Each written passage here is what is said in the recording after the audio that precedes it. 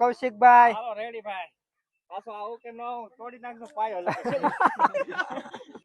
હાલો ભાઈ હલવાના થોડાક હો ભાઈ હાલો નીકળાય આ વખતે શરીર વધી ગયું વટી ગયા ભાઈ વટી તો ગયા કમ્પ્લીટ વટી ગયા નમસ્કાર દેવીઓ અને સજ્જનો, કેમ છો મિત્રો? હર હર મહાદેવ. આજે હું તમને એવી જગ્યા ઉપર લઈને આવ્યો છું જેમ કહેવાય છે કે ભીમના ખાટલાના પાયા છે.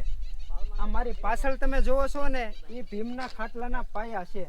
આશરે આ પાયા 14 થી 15 ફીટ કરતાંય મોટા છે. એ આપણે સ્ટેપ બાય સ્ટેપ જોવું. અને આની લોકવાયકા એવી છે કે જે આ તમને ખાનું દેખાય છે, આ જે ખાનું દેખાય છે એ ખાનામાંથી તમે પસાર થઈ જાવ ને, એ ખાનામાંથી તમે પસાર થઈ જાવ તો તમારા પાપ યાની કે ધોવાઈ જાય છે. તો આપણે સ્ટેપ બાય સ્ટેપ પાયા જોઈએ અને ત્યારબાદ જે ઉપલું છે એ પણ હજી અહીંયા મોજૂદ છે, તો એ પણ આપણે જોવું. તો વિડીયોને એક લાઈક કરી દેજો અને પહેલી ફેરું વિડીયોમાં ચેનલ ઉપર નવા હો તો ચેનલને પ્લીઝ સબસ્ક્રાઈબ કરીને રાખજો, જેથી કરીને આગળ પણ તમારી પાસે હું ધાર્મિક સ્થળના વિડીયા લાવતો રહું. તમે અમારા રાકેશભાઈ છે તો આની લોકવાયકા એવી છે કે ભાઈ આ ખાનામાંથી તમે પસાર થઈ જાવ ને એટલે પાપમાંથી મુક્ત થઈ જાવ. તો આપણે ટ્રાય કરીએ, પછી કૌશિકભાઈનો વારો. હા બરાબર છે. જો ભાઈ રાકેશભાઈ વટે છે, હવે જોઈ છી. વાહ વાહ વાહ વાહ વાહ વટી ગયા હો ભાઈ. તો ભાઈ વટી તો ગયા, કમ્પ્લીટ વટી ગયા કમ્પ્લીટ. કેવું લાગ્યું આમ? હે વટાઈ જાય ભાઈ, આરામથી વટાઈ જાય. વટાઈ જાય ને? હવે કૌશિકભાઈ પાસે ટ્રાય મરાવીએ કૌશિકભાઈને કેમ થાય છે. હા ભાઈ હવે હું છે ને હું એક ટ્રાય મારું કેમ થાય. જો કે હું તો વટી ગયો છું ભાઈ, ફરી એકવાર વટી ગયા.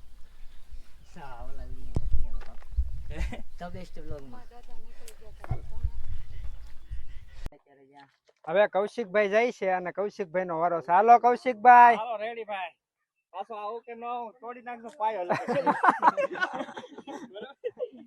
અરે પાયો થોડો થોડો નીકળે જો ને ભલા.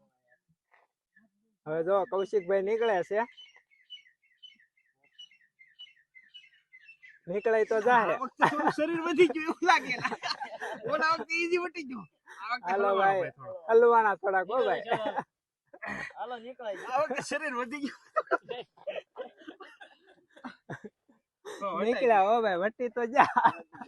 થોડુંક બળ કરો 50 ગ્રામ. રેડી ભાઈ વટાઈ ગયું પણ થોડુંક શરીર વધી ગયું એવું લાગે છે આ વખતે. ખાવા પીવાનું થોડુંક ધ્યાન રાખવું પડશે. વટાઈ ગયું ભાઈ રેડી કમ્પ્લીટ. બીજા ભાઈ નીકળે છે, જુઓ.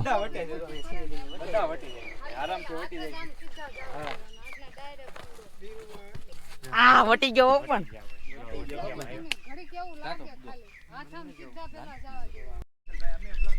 તો આ મિત્રો તમે નિહાળો છો ને, આ પાયો છે.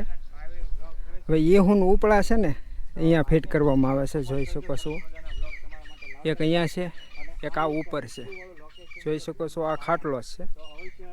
એક પાયો થઈ ગયો, ત્યારબાદ આ છે બીજો પાયો, અને આ બાજુ છે એ ત્રીજો પાયો, અને 4મો પાયો ઓલી બાજુ પીડ્યો છે, અને એક ઈ છે ને ઉપડું ત્યાં પીડ્યું છે, એ આપણે જોવું. આ મિત્રો જોઈ શકો છો આ પૂરેપૂરો પાયો છે.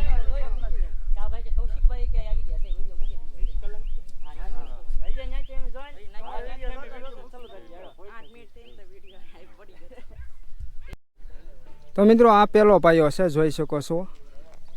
એક આ બાજુ પાયો છે, આ થોડોક જમીનમાં દટાઈ ગયેલો છે, જોઈ શકો છો. આ ને ઉપલું અહીંયા ફિટ કરવામાં આવે છે, જોઈ શકો છો. દટાઈ ગયેલો છે. આ બીજો પાયો, ત્યાં 3 પાયા છે, જોઈ શકો છો. 1 2 ને આ 3 ને 1 4 ને એ ઉપલું ઓલી બાજુ પીડ્યું છે, એ આપણે નિહાળશું ઘડી કરી. હવે જો આ ભાઈ ટ્રાય કરે છે, જોઈ શકો છો. ભાઈ કઈ નહીં જવાય.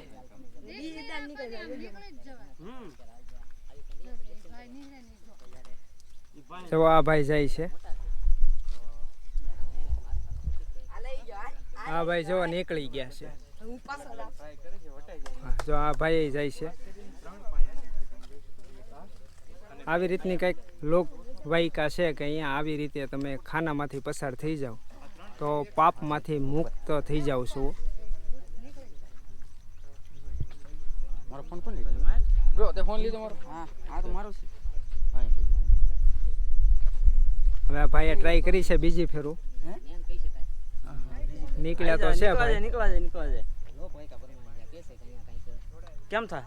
પાપ છે થઈ જાય એની વચ્ચેથી છે હાલ નીકળાઈ ગયું. તો આપણે પણ જવાનું છે અને ખાસ કરીને તો મિત્રો પાપ જો કે દૂર કરવા જે આપણા વ્લોગમાં જે મારા મિત્રો છે એવું નથી ભાઈ, લાંબા વધારે છે કે નહીં એટલે. પહેલા તો ખાસ કરીને એમના પાપ દૂર કરાવવાના છે તો એ માટે ખાસ આપણે આવ્યા છીએ. તો પહેલા આપણા એમ તો ભાઈ અઘરું છે હો, કઈ હેલું નથી. આ દૂર કરી અઘરું છે કે નહીં? તો હાલો પહેલા શરૂઆત અઘરું કરી છે દઈએ. ભાઈ. તો ખાસ કરીને આપણા મિતુલથી શરૂઆત કરી.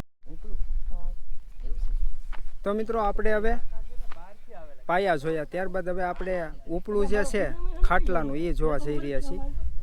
તો ઉપલું છે ને આ જગ્યાએ છે, જોઈ શકો છો.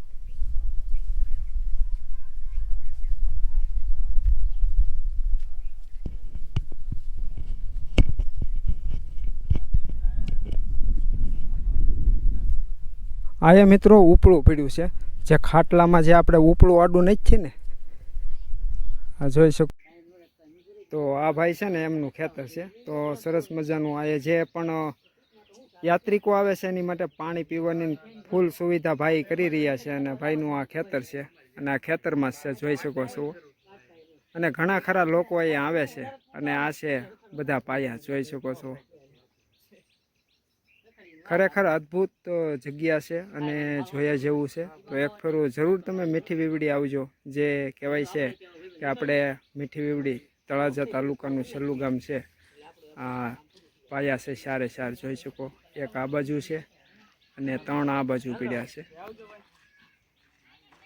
તો મિત્રો લોકેશનની વાત કરીએ તો આ છે મીઠી વીવડી, તળાજા તાલુકાનું છેલ્લું ગામ મીઠી વીવડી.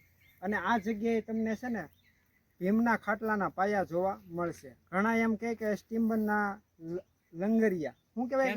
ખેંચવાનું. હા, સ્ટીમર ખેંચવાનું. પણ ખરેખર આમ જોઈએ ને તો આકાર બધો ખાટલા જેવો છે. અને પાંડવો અને ભીમ અહીંયાથી નીકળેલા નિષ્કલંક મહાદેવની જે 5 શિવલિંગની જે સ્થાપના કરી હતી ત્યારે કદાચ અહીંયા નીકળ્યા હોય અને આ ખાટલો બનાવ્યો હોય.